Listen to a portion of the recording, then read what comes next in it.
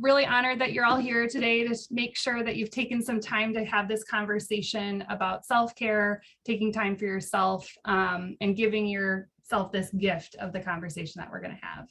And I know that we're living in a crazy time where we're probably sitting in front of our computers for lots of time throughout the day. So it can be challenging if you're in front of your computer again for this session, and there could be distractions going on. But if you're able to allow yourself to be here and present in the moment, I think that would be really great for you and awesome for me to have your presence. But all right, so we'll get started. These are just things that practices that I've been cultivating. And I guess I also want to share a little bit about why I decided to be a social work student. So I'm in my second year at Michigan State, getting my master's in social work, partially because I've done a lot of work on cultivating happiness in my own life and learning about positive psychology and things like that. And I've been always very committed to sharing them with other people.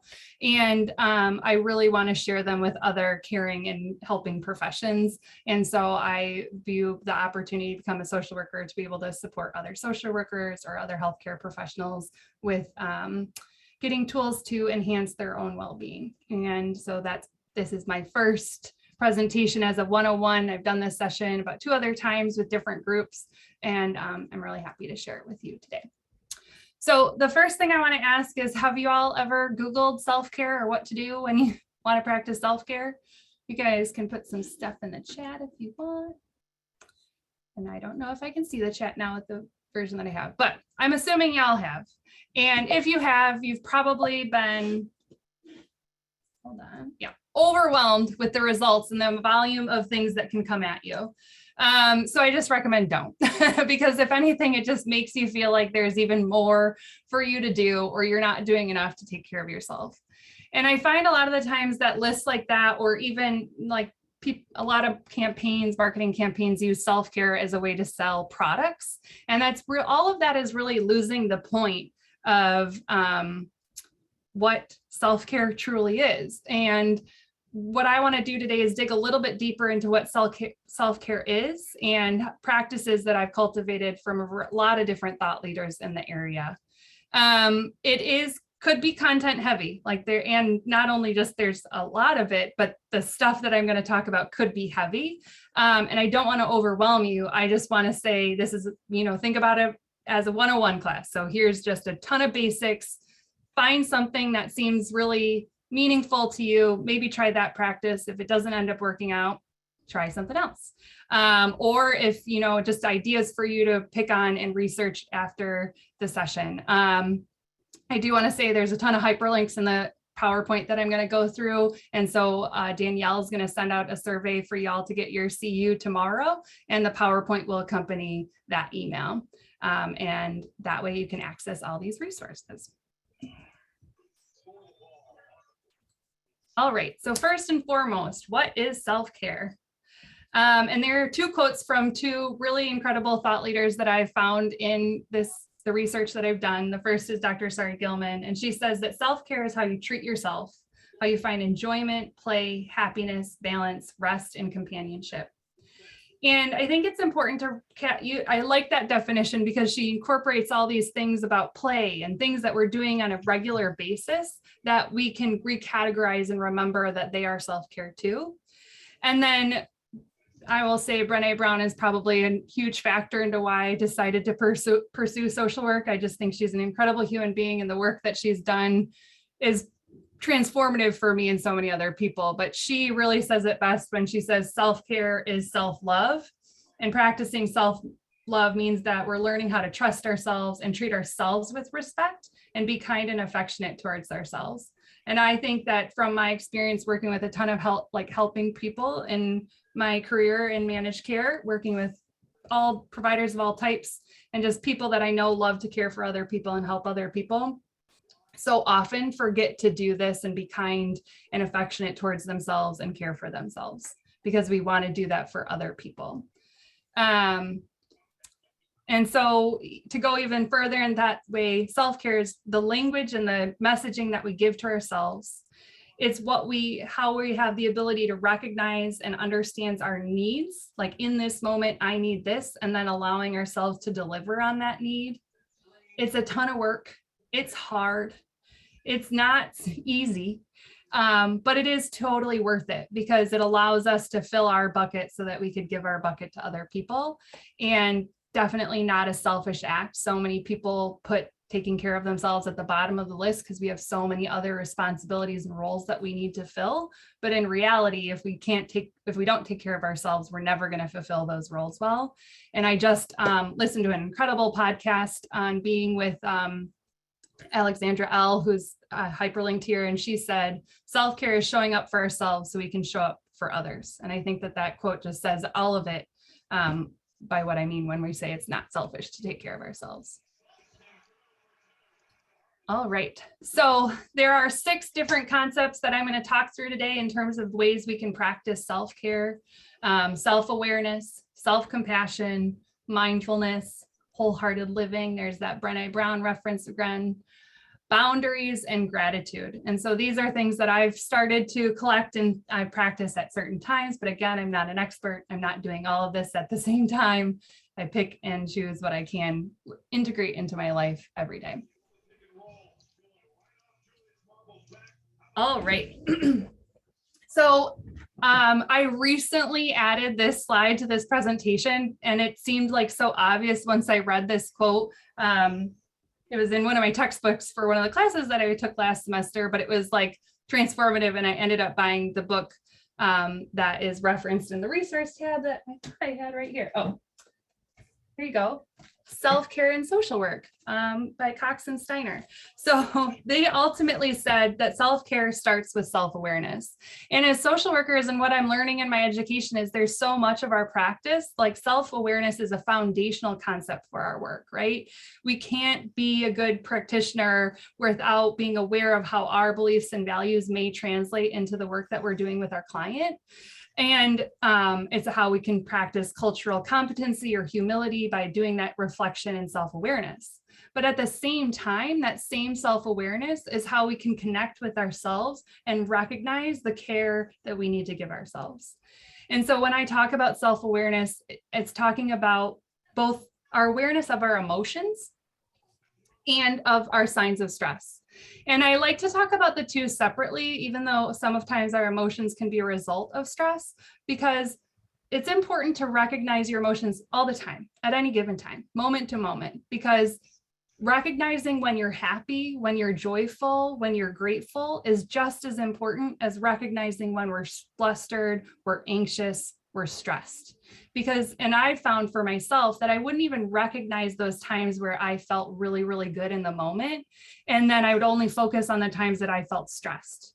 But allowing myself to start to take a moment and acknowledge my feelings when I'm happy leads me to like a gratitude practice in that moment. And it's really centering. I don't think I ended up, I'll make sure that the version of the PowerPoint you all see has a link to this, but I don't know if you have ever heard of the Recovery Box, but it's a site that I found. And it offers these, they're little wheels. So I don't know if you can see it, but it can categorize like the 5 major emotions into even more specific types of emotions. So, because sometimes it's important to know that I'm feeling happy, but it's not like ecstatic euphoric, it's just a calm happy, and that labeling can be really helpful because then they have a corresponding tool that says, what do I need to do when I feel that feeling? Okay, and then in terms of self-awareness for stress, this is, again, sometimes we'll be going and going and going and not even realizing that we're feeling stressed. But in those moments of stress, we can start to, or pre that full blown stress, if we start to recognize like, oh, in my body, when I'm starting to get flustered or anxious, my body tenses up. And that can sometimes, that awareness later on can show us that we can catch ourselves when we're just doing the physical manifestation of stress that we don't have to go through all the behavior or emotional steps of it too. All right. All right. So that's just a practice for, reflection. But then so the next few practices we're going to talk about are I'm going to give you some more tools to correspond with those practices. And so the first one that I think is really important really important in the self-care journey, because Self-compassion is being kind to ourselves and talking to ourselves the same way we talk to someone that we love. And that's not our natural tendency, right? I think innate in all of us is this inner critic, this person's that's going to be super critical to us. And instead, it's changing that narrative and that conversation that we have internally and not saying like, oh, that wasn't good enough. You are enough. And acknowledging no one's perfect, not even you. And giving ourselves that kindness we give to other people. And it's a habit and a thought and an action. And some days we practice it and some days we can do it really easily. And other days it takes a lot of work to be self-compassionate. And I just say that from my own experience. So Dr. Kristen Neff has contributed a ton of research and work on self-compassion. Her work is phenomenal if you're not familiar with it, but she categorizes 3 elements of self-compassion. And the first being self-kindness, that we begin to be gentle and understanding with ourselves rather than that harsh critic. And we allow ourselves to be moved by our own pain.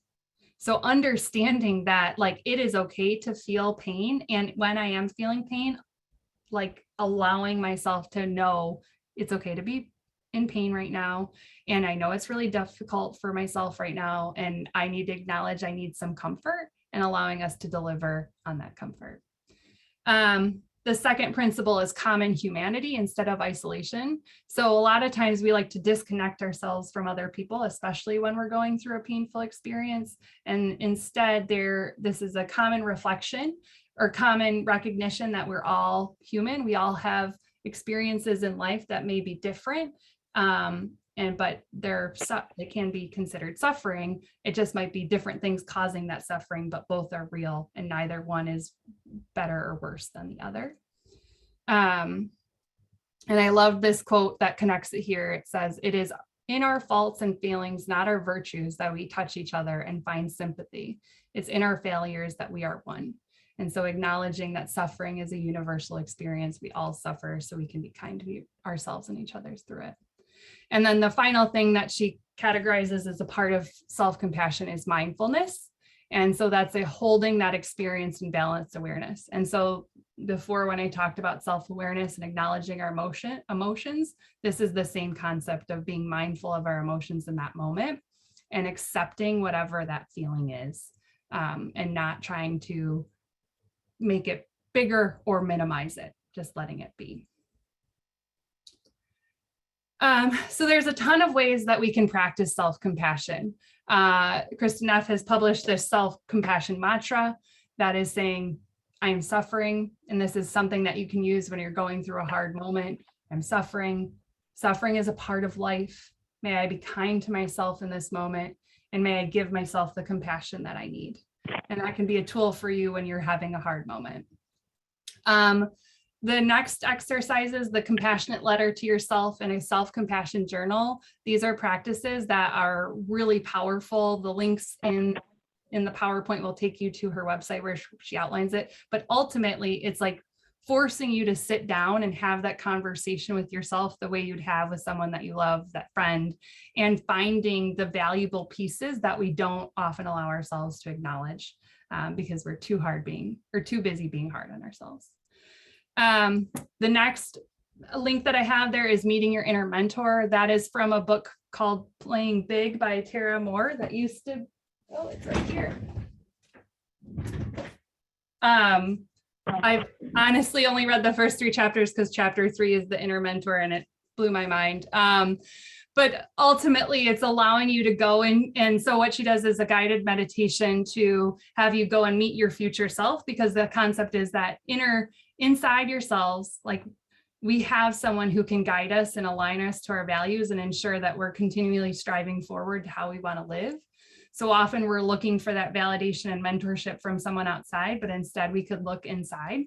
And I connect it with self-compassion because I think it's reiterating our own personal value and allowing ourselves to see that, connection and future and positive, and counteracts that inner critic that we have. And then the other thing that a practice that has been super meaningful for me is the practice of loving kindness. And if you're not familiar, it's a meditation practice that's based on kind of the general feeling of loving kindness for all humanity. But what I love about that practice is it starts with centering your loving kindness focus on yourself and ultimately saying, may I be safe, may I be healthy, may I be happy, may I live at ease, and then expanding that out to people that are close to you, that you love, people you might have an issue with, your general community. And it's, for me, a very powerful practice. And so there's a link in there to a loving kindness meditation. All right, I've seen a few things come in the chat, so let me see if there's any questions.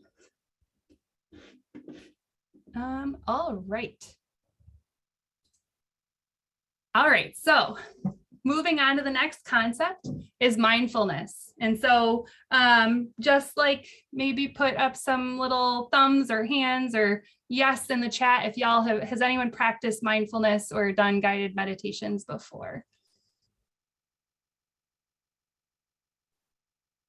Oh, good. We've got a few practitioners in here. That's awesome. So this will be like a review for you, which is great. But ultimately, mindfulness is engaging with the present moment with kindness and curiosity. So very similar to some of the concepts of self-compassion, but more focused, that kindness and curiosity on the moment that we're in. And we do that without judgment and without wishing it were to be any different. And I like that definition because we can exert and practice that mindfulness in any type of situation. And so it can be moments of happiness, moments of pain, and accepting it as it is and not wishing that it were different. And it's ultimately just an exercise in focus. We can do tons of different practices where we focus on different things, and that's what I'll go through in the next slide.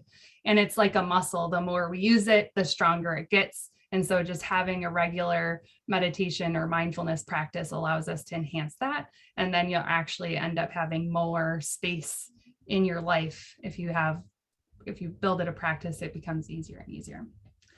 All right. So before we go on to the actual practices, I'd like to take a moment to do a brief guided meditation with you all. So let me just find my script here. And while I'm doing this, if you all want to find a comfortable position, if you're seated in a chair, my recommendation is that your feet are flat on the floor.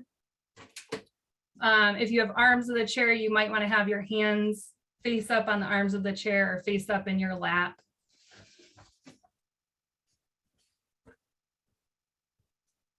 And once you've gotten into that comfortable position, allow yourself to just relax.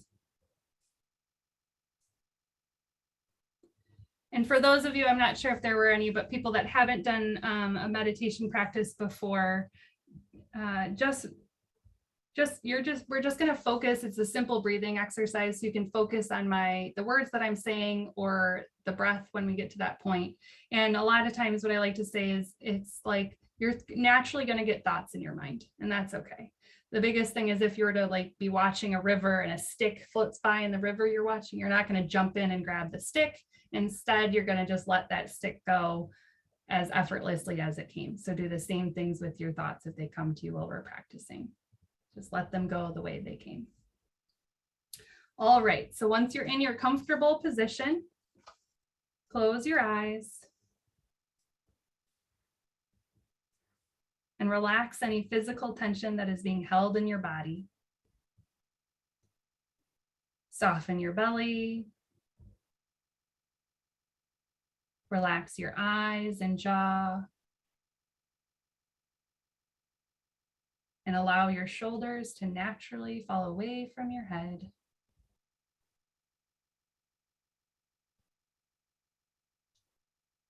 And set the intention to let go of everything that has been happening up until now so that you are present in the current moment.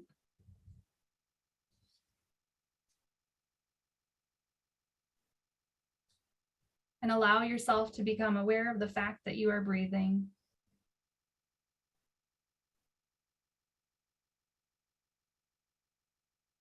Notice the rhythm of your breathing. Notice the feeling of your breath as it fills your lungs and expands your chest as you breathe in, and the feeling of the air exiting from your nose and brow or mouth as you breathe out. Allow your attention to just focus on the sensation of your breathing as you breathe in and out.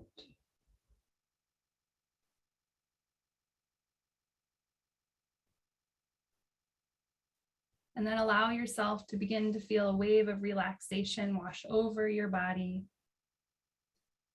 If it helps, you can feel this wave as a sense of warmth, like the way the sun feels across your skin on a beautiful summer day. Begin to feel the warmth of relaxation wash over your body, starting at the top of your head, slowly flowing over your face and down the back of your head, flowing down into your neck and your shoulders. Allow the wave of relaxation to slowly flow down into your arms, past your elbows, past your wrists, all the way to the tips of your fingers. Allow the wave of relaxation to slowly flow down your back, slowly flow down your chest and your abdomen. Allow the wave of relaxation to slowly flow into your hips, and allow it to flow into your legs. Feel the wave of relaxation slowly past your knees, past your ankles, and all the way to the tips of your toes. And feel your whole body awash in the warmth of relaxation.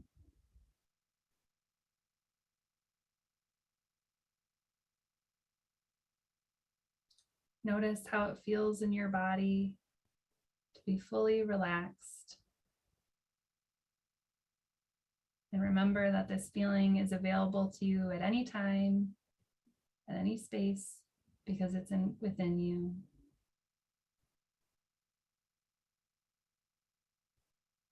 And allow yourself to breathe into that feeling of relaxation.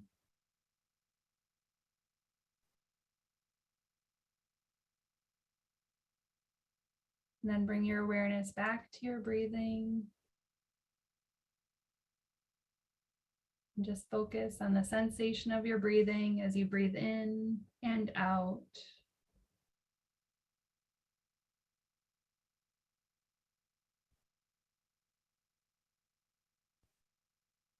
And whenever you're ready, you can open your eyes and return to this space.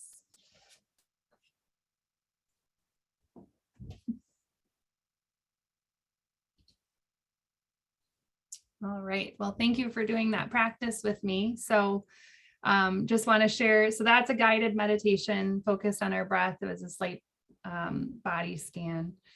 But here are some other practices that you can do to cultivate mindfulness. So focusing on your breath, there's a slide that I have in the PowerPoint at the end that is a variety of different breathing exercises and different focus practices that you can use with your breath. You can focus on your senses. So these are links to different activities of mindful eating. So this would be taking a practice, either doing with a meal or a certain bite, and allowing yourself to really focus on the sensations in your mouth when you eat, the tastes. Also, anytime that we're doing a physical activity, that could be a way for us to engage in our senses. There's a practice, I'm not going to remember her last name, but Sharon, something that starts with an S, Solberg, that's a link to her site that's about washing dishes. So engaging our senses when we're doing some of these daily activities of living, smelling the soap, feeling the texture of the soap, the warmth of the water, the sound of the water rinsing. That's a way to do a mindful practice in a very, regular routine thing we're doing every day. Focus on your environment. So these are different activities that you can do. A game of 5 is noticing 5 things in your environment. Forest bathing is a concept of really just connecting with nature, going on a mindful walk. We can even, be mindful when we're driving. So not turning the radio on or listening to that next podcast, but taking a few moments to just connect and really be in our body while we're driving and noticing our environment. Also focusing on your body. So exercise, specifically like low impact sports and yoga, are great opportunities for us to be mindful and present in our body during that. The body scan meditation, similar to what we just did.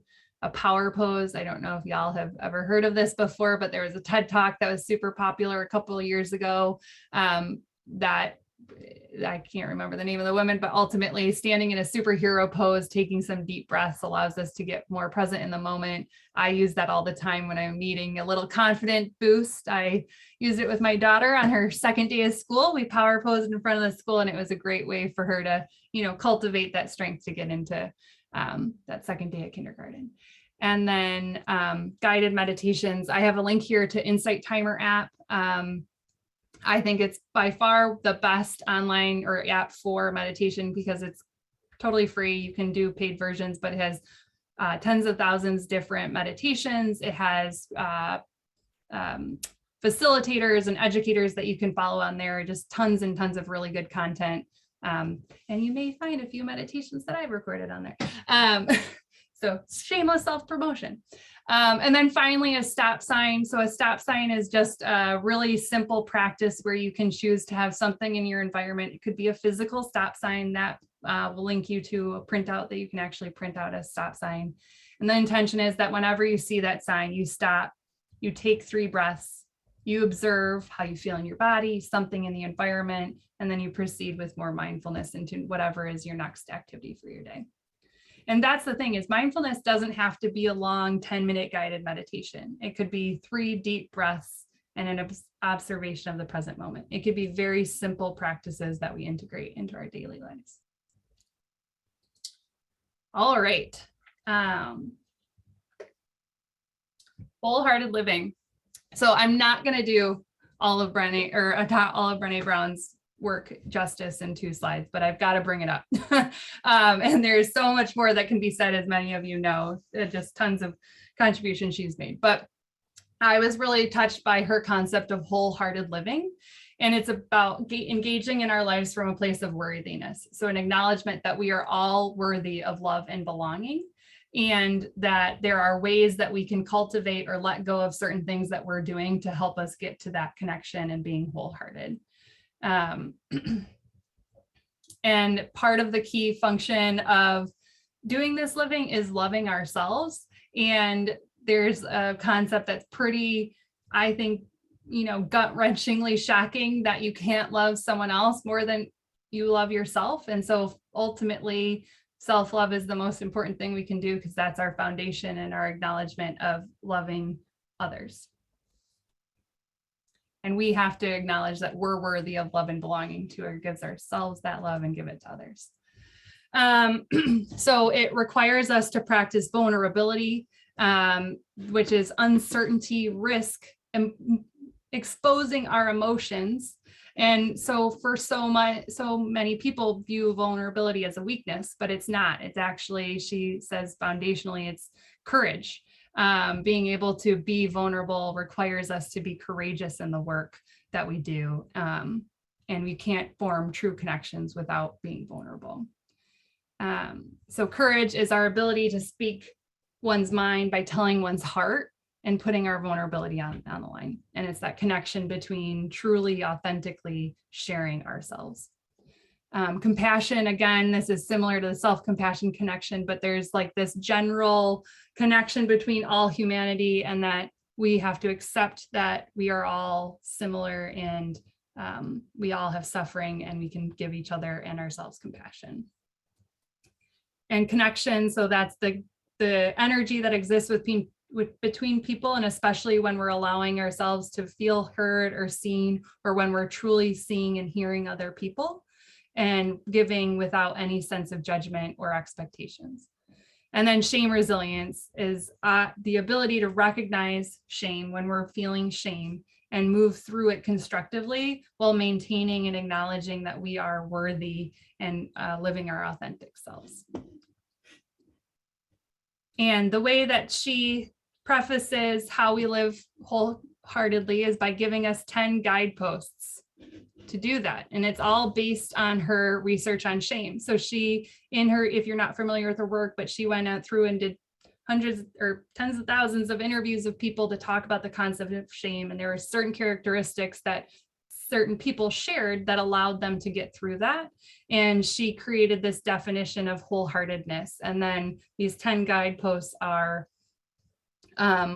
things that we can either let go of or cultivate to live more authentically. And so cultivating is creating something positive. It's moving forward as we move through life in that direction. And letting go is removing resistance. So it's detaching ourselves from things that are not serving us in our effort to go forward.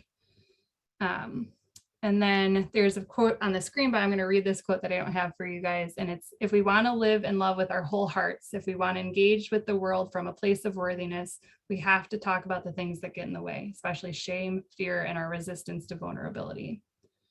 And these 10 guideposts are not a to-do list. They're more of a continuum, and we slide through them. Some days we're going to be better than others. And it's truly soul work, it's life work, it's every day we're going to put a little bit of effort and acknowledge that some days we might not do as well as other days. And the quote on the screen is, I have it as my alarm that I wake up to every morning, because I love this statement where it says that wholehearted living is about engaging with our lives from a place of worthiness. It means cultivating courage, compassion, connection, to wake up in the morning and think, no matter what gets done and how much is left undone, I am enough. And it's going to bed at night thinking, yes, I'm imperfect and vulnerable and sometimes afraid, but that does not change the truth that I'm also brave and worthy of love and belonging. And that first concept of being enough, that statement, and going through pandemic, working full time, having 2 kids at home, getting my master's, there was so much left undone every day. I needed that reminder every day, no matter what I do, I'm enough. Oh, boundaries, another super big one. So there's 3 people that I referenced in this section. Brené Brown, again, has great work around boundaries. And she prefaces all this by saying that compassionate people are boundary people, because when we don't set boundaries, we let people do things that are not okay with us. And then we end up being resentful and hateful, but we didn't clearly communicate our needs. And so ultimately, boundaries are just saying what's okay and what's not okay. And they're key to treating others and ourselves with loving kindness and respect. And I love this statement here that they're big, because boundaries need to be in place for me to stay in my integrity, to make the most general assumptions about you. And so this comes from a conversation that she had with her husband, where she kind of had a little bit more of a, she might not give people the best, I'm not going to say this right, but her husband always assumes the best about other people. And so it allows him to be a little bit more forgiving with, because he's not assuming that people are out to take advantage or something like that. So by having a boundary and clearly communicating and saying, I need this, it allows us to be more generous with the people. Like, we know then the people aren't going to cross our boundary. And she says they're freaking important, which they are. So how do we set boundaries? First and foremost, saying it's okay to have them, and knowing that the process of setting boundaries will release a ton of emotions. Boundaries themselves, like saying yes and no, are not emotions, but they release a ton of emotions within us.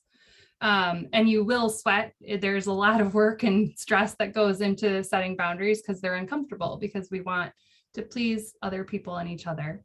But it's also important work. So tell yourself it's okay. Identify where it might be beneficial for you to have some boundaries in your life. And to do that, you might want to think about what are areas that are in chaos, or what's bringing me fear or anxiety or something, and ask why. And then potentially there might be something in that area that is crossing a limit you might not even recognize that you've had. And you want to create your boundaries using your inner compass. So inside you, you know what is right or wrong for you. So allowing yourself to recognize and acknowledge and respect that voice is really important.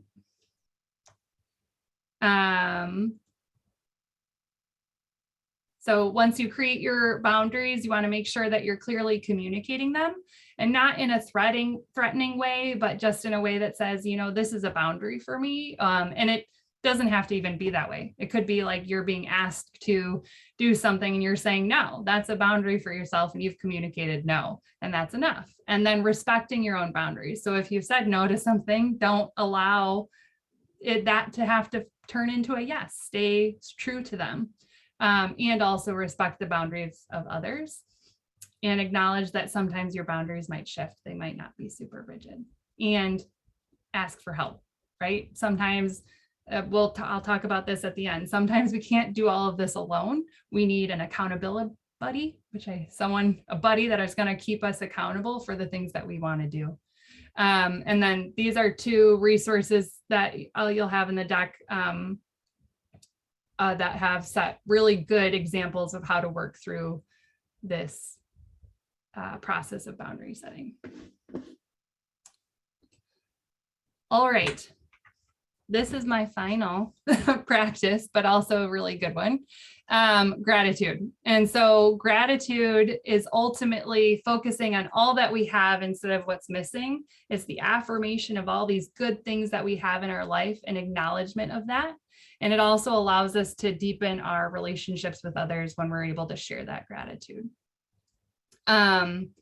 And you can acknowledge, and gratitude can be for things, it can be for people, it could be for a higher power if you're a spiritual person, anything that we're really recognizing that's good. Taking that moment to be present, mindful of it, that emotion of gratitude, and saying it out loud or writing it down. And there's tons of research that says having a regular practice for gratitude, however that might look for you, increases our well-being, increases our happiness, reduces our stress, increases trust between us and other people's trust in us, and then also can improve our sleep. And I have personally had a gratitude practice where I write down 1 or 3 things every day before I go to sleep. And it is helpful to kind of center in a really good emotion before going to bed. I have a friend that said she's not allowed to touch her phone until she thinks of 3 things that she's grateful for at the start of the day. I just say those as 2 examples of, they don't have to be really big activities. It can be very small, tiny things that you can do. Okay. So how do I practice gratitude? First, pick a practice and commit to doing it.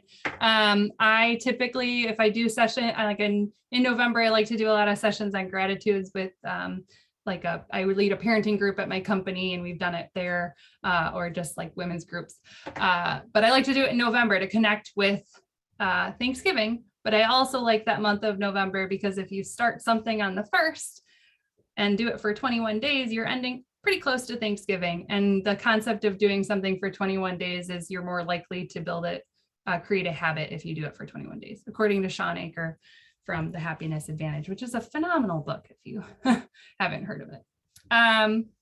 So pick your practice, maybe challenge yourselves to do it for 21 days and set a time, a specific time, like I'm going to do it before I get up, I'm going to do it right before bed. And these are different things that you can do. So a gratitude journal is just writing down 3 things every day or 1 thing every day, physically writing it down.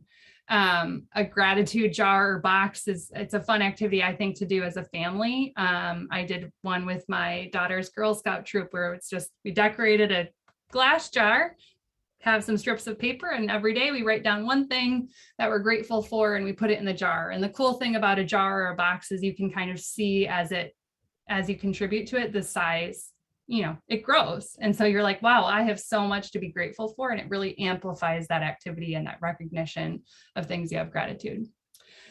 Sharing your gratitude, write a thank you note, right? So many things happen to us in a day that we probably have to be grateful for. And not only do we have a good practice of when we're physically writing down like, oh, this event happened or this person did this for me and I'm really grateful for it, I'm going to write it down. That's beneficial for us, just writing it down, but sharing it with another person amplifies that gratitude and gives them some of that positivity too.